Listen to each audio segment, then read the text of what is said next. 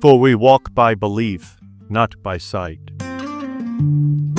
Now, I reckon that's a pretty good verse for the middle of the week.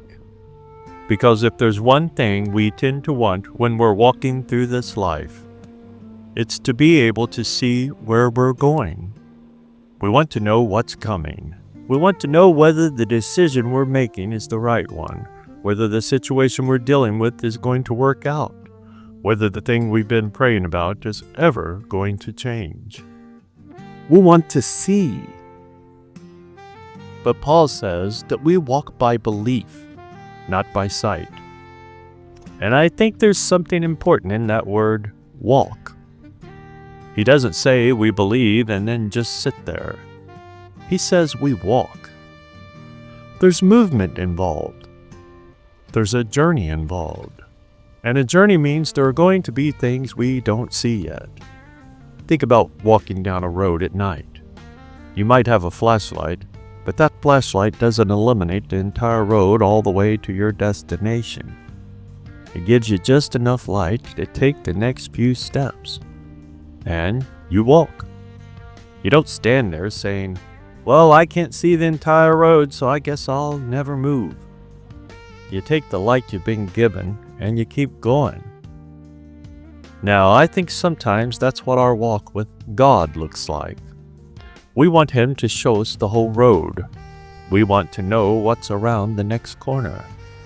We want to know what we're going to be dealing with 6 months from now. But He doesn't always give us that. Sometimes He gives us enough for the next step. And that's where belief comes in. Because if we could see everything, if we understood everything, if we knew exactly how everything was going to work out, then there wouldn't be much trust involved, would there? Belief becomes important precisely because we don't see everything. Now notice something else. Paul doesn't say we walk by what we feel. He doesn't say we walk by what the circumstances look like. He says we walk by belief.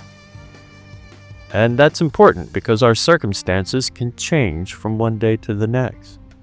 You can wake up one morning and everything looks pretty good. Then you get a phone call. You get some bad news, and something changes. Suddenly, the whole picture looks different. If your confidence is based entirely upon what you can see, then your confidence is going to rise and fall with your circumstances. But if your confidence is based upon God, the Most High, then the circumstances don't get to determine what you believe about Him. And that's a different way of walking. You can look at a difficult situation and honestly say, "I don't understand this."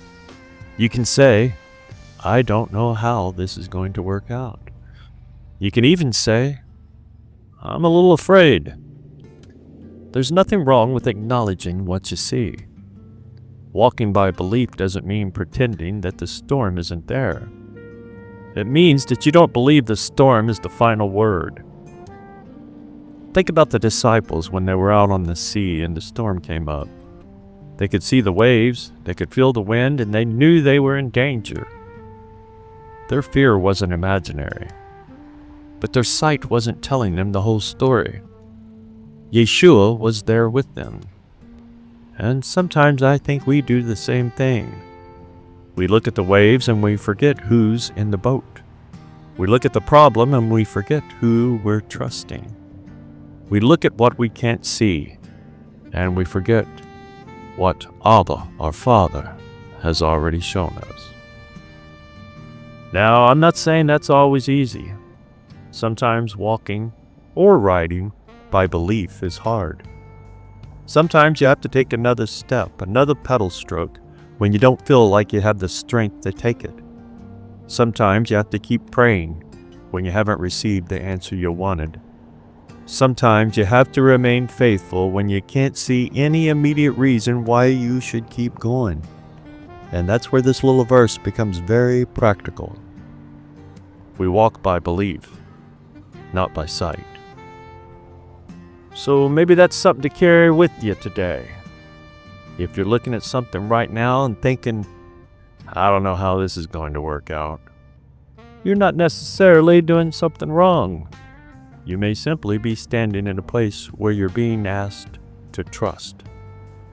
You don't have to see the whole road, folks. You don't have to know everything that's coming. You don't have to have all the answers.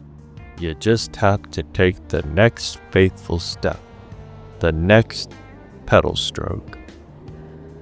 And maybe that's all you've been given today. That's all right. Take that step. Take that next pedal stroke.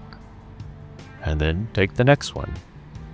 And as you do, remember that what you can see is only part of the picture. Our sight is limited. God, the Most High, isn't. So don't let what you see convince you that Abba, our Father, has stopped working. Don't let today's circumstances determine what you believe about tomorrow. Keep walking, keep riding, keep trusting, and remember the words of Paul. For we walk by belief, not by sight. Thank you for joining me here this morning, my friends, my family, and anyone else who might be riding along and listening this morning.